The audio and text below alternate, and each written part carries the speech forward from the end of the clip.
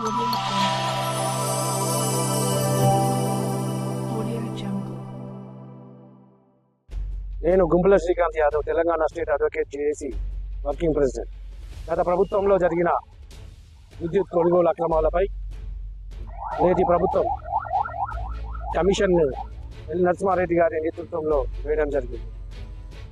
దానికి మన మాజీ ముఖ్యమంత్రి వర్యులు కేసీఆర్ గారు ఏకవచనంతో మీరు నరసింహారెడ్డి గారిని, జస్టిస్ నరసింహారెడ్డి గారిని మీరు దిగిపోండి అని అంటున్నారు.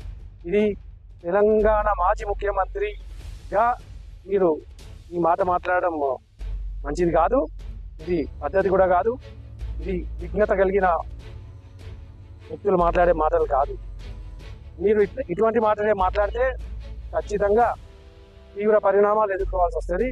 దీన్ని మేము తెలంగాణ అడ్వకేట్ చేసి తరఫున తీవ్రంగా ఖండిస్తున్నాం.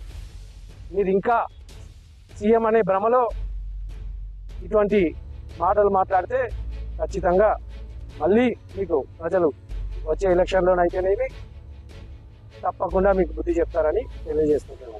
జై తెలంగాణ.